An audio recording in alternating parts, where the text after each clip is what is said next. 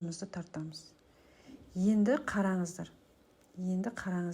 Мана қандай болып тұрды мына жері, енді қалай болып тұр, иә?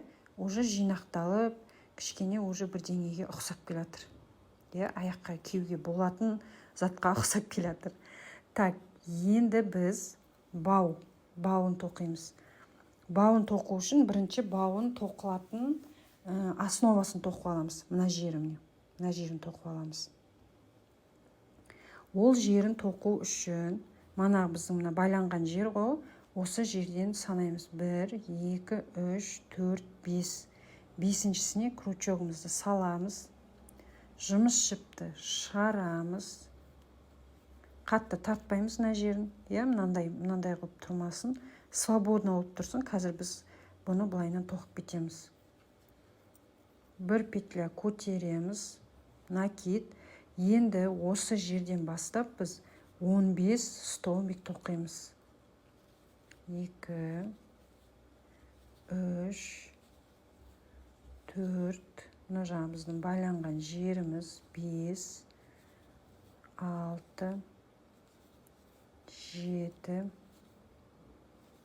8, 9, 10, 11, 12, 13, 14 и 15. 15 бір көтереміз де, өзімізді енді тексереміз, дұрыс па, қисық емес па. Не қараңыз, мына жерге біз қазір бау тоқимыз, иә, мына жерге. Сосын мына жерде енді бау ғой бізде. 2 бау, иә, мына былайынан 2 бау бізде бір жерден шығып тұру керек, иә, былай или былай болмау керек, бір жерден шығу керек. Оны қалай тексереміз?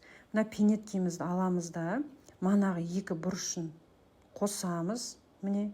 Сосын мына екеуі бірдей болып тұру керек, міне. Қараңыз. Былай мына жерді, былай болмасын. Сосын егерде сізде басқа размерге тоқисыз ғой, сол кезде енді мынандай саны келмейді ғой, мысалға. Или дәл осыны тоқысаңызда да, мына жерде обвязка жасаған кезде қателесуіңіз мүмкін, де.